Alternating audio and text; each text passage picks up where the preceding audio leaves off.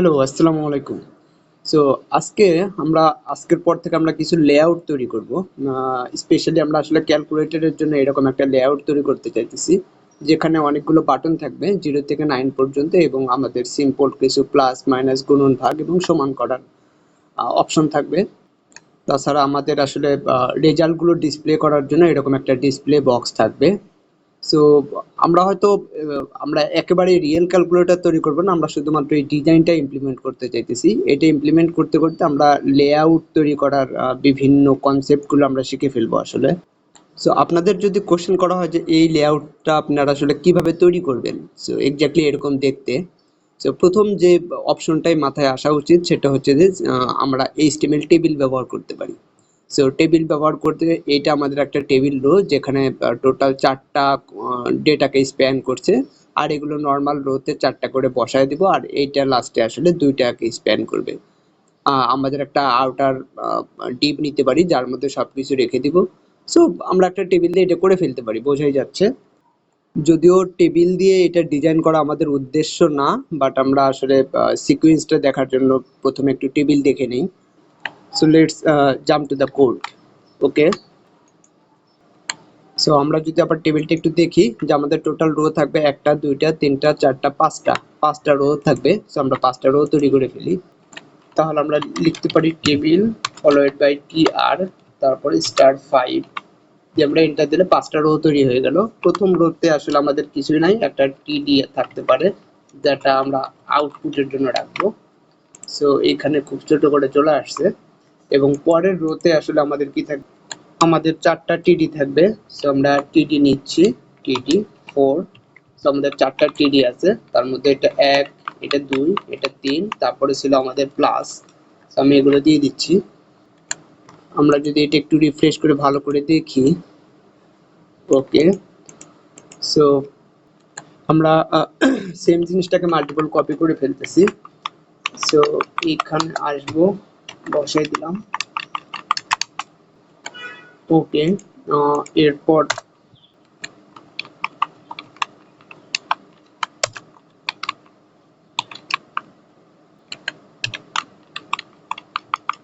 একইভাবে আমরা এখানে দিয়ে দিচ্ছি। সো এটা 0 হবে, তারপর একটা সমান সাইন আছে এবং এখানে আমাদের 4টা দেওয়ার দরকার নাই, এবং এরপর একটা ভাগ সাইন আছে। গ্রেট। আমরা আউটপুট যদি খেয়াল করি তাহলে দেখবো যে এখানে বেশ কিছু স্পেস আছে। এগুলো আমরা হচ্ছে সিএসএস দিয়ে দিয়ে ঠিক করবো ধীরে ধীরে। তো আমাদের বেসিক জিনিসপত্র চলে আসছে। আমরা যেটা বলতেছিলাম যে এটাকে একটা আউটার টেবিল টেবিলের মধ্যে থাকুক। সো আমরা যেমনটা শিখে আসছিলাম যে আমরা টেবিলে কিন্তু বর্ডার দিতে পারি। সো বর্ডার যদি বলি, বর্ডার যদি 1 বলে দিই, তাহলে এখানে যেটা হচ্ছে যে সবাই আসলে 1 পিক্সেল বর্ডার পাবে। সো এটা টেবিল নিজেও পাবে এবং আসলে টিডি যেগুলো আছে তারাও আসলে 1 পিক্সেল বর্ডার পাবে। সো এখন আসলে মেক সেন্স করতেছে কেন আসলে 1 4 7 0 এটা যথেষ্ট জায়গা নিচ্ছে, কারণ এটা যে কলামে অবস্থান করতেছে সেই কলামের ম্যাক্সিমাম কন্টেন্ট হচ্ছে আউটপুট। এটা যে যথেষ্ট বড় হওয়ার কারণে এরকম হয়েছে। যাই হোক, আমরা আসলে এই অ্যাট্রিবিউট ব্যবহার করব না। এই টেবিলের বর্ডার অ্যাট্রিবিউট ইউজ করলে এটা সবাইকেই বর্ডার দেয়। আমরা আপাতত এটা বাদ দিচ্ছি। আমরা স্টাইলের মধ্যে গিয়ে আমরা টিডির জন্য শুধুমাত্র বর্ডার দিই। সো টিডির জন্য আমরা বলে দিলাম বর্ডার, তারপর হচ্ছে 1 পিক্সেল সলিড ব্ল্যাক। সো তাহলে কিন্তু আমাদের আসলে টেবিলের জন্য যে আউটার বর্ডারটা ছিল সেটা নাই, কারণ আমরা শুধুমাত্র টিডির জন্য অ্যাপ্লাই করছি। বোঝাই যাচ্ছে যে আমরা একটা এখানে আউটপুটের জন্য আমরা ঠিকঠাক মতো কাজ করতে পারি নাই। সো আউটপুটের মধ্যে আমাদের কি স্প্যান দিতে হবে, আমরা যেহেতু মাল্টিপল কলামকে স্প্যান করবো সুতরাং আসলে কল স্প্যান ইউজ করতে হবে। সো কল স্প্যান আমাদের হচ্ছে 4। সো 4টা কল স্প্যান হলো। এখন মোটামুটি একটু ভালো মতো আসছে। এইখানে সমান চিহ্নের জন্য হয় নাই। সো আমরা সমান চিহ্নের জন্য এটা করে দিচ্ছি। এইটা আসলে সিএসএস দিয়ে করা যাবে না, এটা এইভাবে করতে হবে। সো কল স্প্যান এটা 2। সো গ্রেট, আমাদের একটা কোনো রকম একটা টেবিল হয়েছে। এখন আমরা যেটা করতে পারি যে আমরা কিছু প্যাডিং অ্যাড করে দিতে পারি। প্যাডিং অথবা আমাদের উইথটা, টেবিল ডেটার উইথটা একটু বাড়ায় দিতে পারি যেন দেখতে আর একটু সুন্দর হয়। সো টেবিল ডেটার উইথ যদি আমরা বাড়াইতে চাই তাহলে আমরা এখানে আবার আসতে পারি। সো আসে আমরা বলে দিতে পারি উইথ, এরপর আমরা প্রবাবলি 20 পিক্সেল বলে দিই, দেখি কি হয়। ওকে, শুধু উইথ না, আমরা হাইটটাও বলে দিতে চাই। সো হাইট এটাও আমরা আসলে 20 পিক্সেল বলে দিচ্ছি। মেবি দুটাই 30 করে দিই, দেখি। সো 30 ওকে। 30 কেন করছি বা এটা আসলে একটা উদ্দেশ্য প্রণোদিত ভাবে এটা বোঝানোর জন্য যে আমাদের টেবিলের ভিতরে যে টেক্সট গুলো থাকে, টেবিল ডেটার, সেটা কিন্তু বাই ডিফল্ট আসলে ভার্টিক্যালি সেন্টার হয়ে আছে। ওকে, সো আমরা টেক্সট অ্যালাইন সেন্টার করে দিলে আমরা এটা হরিজন্টাল সেন্টারও পেয়ে যাব আসলে। সো আমাদের সেন্টার করতে এক্ষেত্রে কোনো প্যারা খাওয়া লাগবে না, খুব ইজিলি একদম পারফেক্টলি সেন্টার, কন্টেন্টকে সেন্টার, আমাদের টেক্সট হাইট দিয়ে কিন্তু আমাদের এটা করতে হচ্ছে না। সো এটা টেবিল ডেটার একটা ভালো গুণ, আসলে ভালো বৈশিষ্ট্য। কিন্তু সাধারণ ডিভের কিন্তু আসলে এরকম বৈশিষ্ট্য নাই, সে হয়তো একদম এইখানে হরিজন্টাল সেন্টারে থাকতো, বাট ভার্টিক্যালি হয়তো টপে থেকে যাইতো। যাই হোক, আমরা টেবিলের জন্য একটা ডিজাইন লিখতে পারি। সো প্রথমে যে ডিজাইনটা বলতে চাই যে এই টেবিলটা একদম আসলে লেফট এজের দিকে চলে আসছে। সো আমরা টেবিলটাকে একটু মোটামুটি সেন্টারের দিকে করতে চাইতেছি। আমি ঠিক বলছি কিনা মনে নাই, কোন একটা লেকচারে বলছি কিনা যে কোন একটা এলিমেন্টকে কিন্তু সহজেই সেন্টার করা যায় না। আমরা চাইলে কন্টেন্টকে সেন্টার করতে পারি, টেক্সট অ্যালাইন দিয়ে সেন্টার করতে পারি, বাট পুরো এলিমেন্টকে যদি আমরা কোন একটা আর একটা এলিমেন্টের সেন্টার করতে চাই, এইটা করার জন্য আমরা চাইলে মার্জিন ইউজ করতে পারি।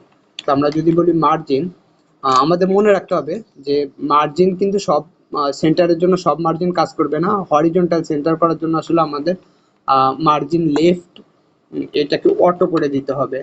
তো অটো যদি করি তাহলে আসলে লেফটের যথেষ্ট জায়গা রেখে সে আসলে রাইটের দিকে বসতে থাকবে। এইটা আসলে মার্জিন লেফটের বৈশিষ্ট্য।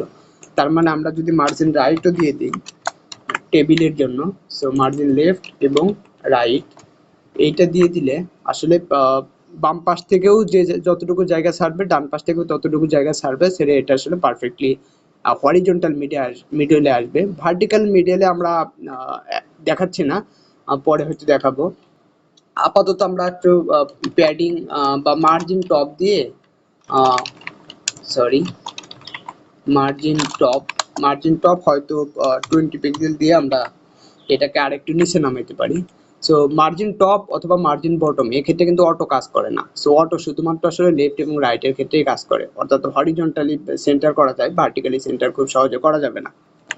আমরা লেআউটটাকে আবার একটু ভিজিট করি। এই ছিল আমাদের লেআউট, এটা আমার নিজের ড্র করা, এই কারণে এই লেআউটটা যতটুকু ভালো দেখা যাচ্ছে না, এখানে মোটামুটি তার চেয়ে ভালোই হয়েছে। বাট যে কথাটা বলতে চাইতেছি, টেবিল দিয়ে খুব সহজে এটা করা গেলেও আমরা আসলে টেবিল দিয়ে এটা করতে চাই না। এর কিছু কারণ আছে। প্রথমত আমরা তো আসলে আমরা শিখতে চাচ্ছি বিভিন্ন লেআউট, সো বিভিন্ন কমপ্লেক্স লেআউট শিখবো। সো টেবিলেই আমরা আসলে আটকে থাকবো না। সো আর লেআউট গুলো আমরা আসলে কেন শিখবো তার অন্যতম কারণ হচ্ছে এই ক্ষেত্রে টেবিল যদিও পারফেক্টলি কাজ করতেছে, কিন্তু কিছু কিছু লেআউট তৈরি করার ক্ষেত্রে টেবিল আসলে অ্যাপ্রোপ্রিয়েট না, যদিও ভালো একটা ডিজাইন দিছে, অ্যাপ্রোপ্রিয়েট না, কারণ আসলে টেবিলটা রেসপন্সিভ জিনিস শো করে না আর কি। অর্থাৎ টেবিল আমরা ব্রাউজার যদি ছোট করতে যাই, তখন দেখা যাবে যে টেবিলটা ছোট হচ্ছে না বা টেবিলটা বড় হচ্ছে না, মানে আসলে রেসপন্সিভ ব্যাপারটা এখন বোঝানো যাইতেছে না। যে ব্যাপারটা রেসপন্সিভের সাথে জড়িত সেটা হচ্ছে যে আমরা যদি এইরকম কোনো একটা লেআউট চাই যে ব্রাউজার যখন আমরা বড় করব, তখন এই এই এই প্রথম রোতে 5টা বা 6টা আমাদের এলিমেন্ট চলে আসবে। আবার যখন আমরা ছোট করতে থাকবো তখন প্রথম রোতে আমাদের এই যে বাটন এগুলো ধীরে ধীরে কমতে থাকবে। অর্থাৎ এই টাইপের যদি আমরা আসলে ডিজাইন করতে চাই, সেগুলো আসলে টেবিল দিয়ে করা সম্ভব না, কারণ প্রতিটা টেবিলের রো আসলে ফিক্স করা যে এই রোর মধ্যে কয়টা এলিমেন্ট বসতে পারবে। সো ডাইনামিক্যালি আমরা আসলে এই রোর মধ্যে এলিমেন্ট বসাতে পারবো না সিএসএস দিয়ে, যদি না আমরা এইচটিএমএল এ হাত দেই। সো এইচটিএমএল এ হাত দিয়েই কেবলমাত্র আমাদের আসলে এই রো এর মধ্যে কতগুলো এলিমেন্ট সেগুলো কম বেশি করতে পারবো, আদারওয়াইজ করতে পারবো না। সো এই ক্ষেত্রে একটু রিজিড স্ট্রাকচার দেয়, কিন্তু আরো কিছু লেআউট তৈরি করার অপশন আছে এইচটিএমএল এ বা সিএসএস এ, যেটার মাধ্যমে আমরা আসলে চাইলে এই কন্টেন্ট গুলো ডাইনামিক্যালি আমরা চেঞ্জ করতে পারি, যে কতগুলো কন্টেন্ট হবে প্রতিটা রোর ভিতরে। সো এই কারণে আমরা কিছু অ্যাডভান্স ডিজাইনিং শিখবো বা লেআউট তৈরি করা শিখবো। সো অ্যাডভান্স বলতে কি আমি শুধু অ্যাডভান্স মিন করতেছি, ব্যাপারটা এমন না। আপনি অলরেডি শিখে আসছেন বিভিন্ন কনসেপ্ট, আমরা সেটা অ্যাপ্লাই করেই এটা তৈরি করা শিখবো আর কি, বা আবার নতুন নতুন কিছুও শিখবো। সো দেখা হচ্ছে পরের লেকচারে। থ্যাংক